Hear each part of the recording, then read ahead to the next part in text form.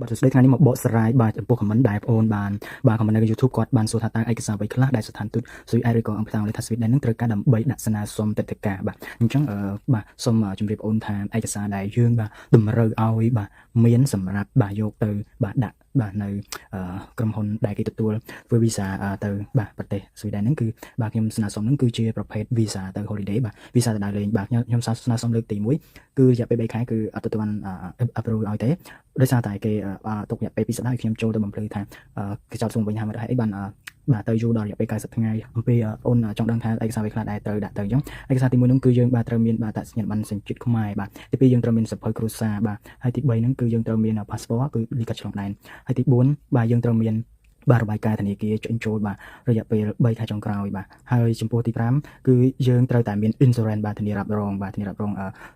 យើងត្រូវរយៈពេល2ខែយើងត្រូវធ្វើធានារ៉ាប់រងរយៈពេល2ខែបងប្អូនហើយលុយក៏ទៅតាមនឹងដែរបងទៅតាមក្រុមហ៊ុនធានានីមួយៗបាទក្រុមហ៊ុនធានារ៉ាប់រងបើខ្ញុំធ្វើនៅក្រុមហ៊ុន Insurance Infinity តមកទី6គឺយើងត្រូវមានឯកសារពាក់ព័ន្ធជាមួយនឹងអ្នកដែលរស់នៅប្រទេសស៊ុយអែតហ្នឹងបើជាគ្រួសាររបស់យើងត្រូវមានលិខិតបញ្ជាក់បាទរៀបអាពាហ៍ពិពាហ៍មួយគ្នាឬក៏បាទរៀបពិធីមង្គលការឬក៏បាទជាដៃគូអ្វីមួយបាទយើងត្រូវមានលិខិតបញ្ជាក់ហើយយើងត្រូវមានរូបភាពរូបឯកសាររូបថតអមជាមួយបាទយើងទៅដើរលេងយើងជួបគ្នានៅ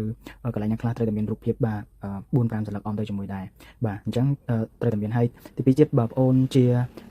អ្នកនៅបាទលីវនៅ single ក៏ទៅបញ្ជាក់ពីភូមិឃុំដែរថាយើងនៅលីវនៅ single អញ្ចឹងបញ្ជាក់បាទមានគ្រួសារក៏បញ្ជាក់ឲ្យការងារលិខិតបញ្ជាក់ការងារមុខរបររបស់យើងធ្វើអីលក់ដូរអាជីវករឬក៏បាទជាមុខជំនាញអាជីពអីដាក់ទៅជាមួយដែរបាទបន្ទាប់ពីបានឯកសារទាំងអស់ហ្នឹងហើយបាទយើងត្រូវតែបកប្រែជាភាសាអង់គ្លេសទាំងអស់បាទព្រោះថាខាងស្ថានទូតគេទទួលឯកសារទាំងអស់ហ្នឹងជាភាសាអង់គ្លេសបន្ទាប់មកខាងក្រុមហ៊ុនដែលគេទទួលធ្វើវីសាឲ្យយើងហ្នឹងគឺគេមានជាកញ្ចប់ឲ្យយើងបើកបកប្រែយើងរួចរាល់ហើយបាទជាគេមានជាលិខិតបាទវាថាដូចយើងរៀបចំ CV មួយអញ្ចឹងណាស្លឹកដំបូងបាទជាលិខិតវាថាយើងស្នើសុំចូលទៅលេងប្រទេសហ្នឹងដើម្បីបាទទៅ holiday អីចឹងណាបញ្ជាក់ហើយក៏សម្រាប់ឯកសារខាងយើងបាទបានគាត់ឲ្យយើងត្រូវមានឯកសារពីខាងអ្នកនៅរស់នៅប្រទេសស៊ុយអែតហ្នឹងអ្នករស់នៅប្រទេសស៊ុយអែតហ្នឹងគឺជាអ្នកធានាយើងដែរបងប្អូនយើងទៅហ្នឹងគឺត្រូវតែមានអ្នកធានាយើងបាទអ្នកធានាយើងនៅស៊ុយអែតហ្នឹងឯកសារខាងគេហ្នឹងមានដូចជាបាទទីលំនៅ address ហ្នឹងច្បាស់លាស់ហើយមានការងារត្រឹមត្រូវមានប្រាក់ខែបញ្ជាក់ប្រាក់ខែបាទពីប្រទេសស៊ុយអែតហ្នឹងអ្នកធានាយើងហ្នឹងគឺមានប្រាក់ខែបាទនិយាយទៅត្រូវតែមានប្រាក់ខែហើយនឹងមានផ្ទះបាទរស់នៅច្បាស់លាស់មានការងារត្រឹមត្រូវហើយគេបាទអញ្ជើញយើងហ្នឹងទៅបាទទៅលេងហ្នឹងបាទគេថាគេមានលុយតម្កល់សម្រាប់ធានាយើងអញ្ចឹងណាបងប្អូនអញ្ចឹងបញ្ជាក់បងប្អូនដែរក៏មិនសួរហ្នឹងបងត្រូវតែស្គាល់អ្នកនៅធ្វើការនៅប្រទេសស៊ុយអែតហ្នឹងបាទមិនថាជាជនជាតិស៊ុយអែតផ្ទាល់ជនជាតិខ្មែរជនជាតិអីទេដែលគេ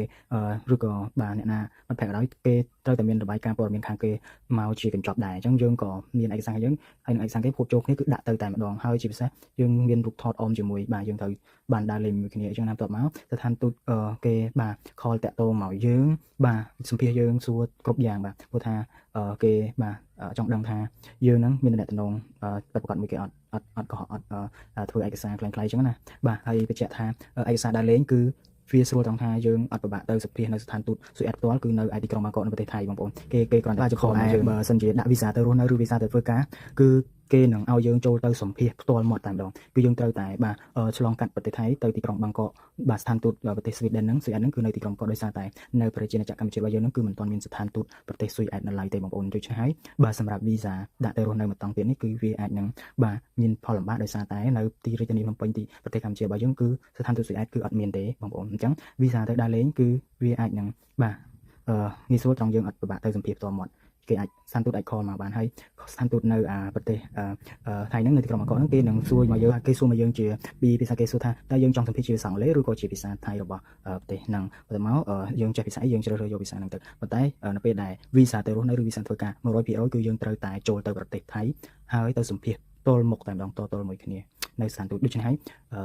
វានឹងបាទมันងាយស្រួលតែព្រោះថាប្រទេសយើងទៅពីហ្នឹងកំពុងតែមានបញ្ហាអញ្ចឹងចេញចូលអីរឿងតឹងមែនតើដូចខ្ញុំឆ្លងកាត់អញ្ចឹងវាពិបាកតែអញ្ចឹងមានតែប៉ុណ្្នឹងទេបាទមានឆ្ងល់អីអាចសួរខមមិនសួរទៀតបានបងប្អូនបាទសូមអរគុណ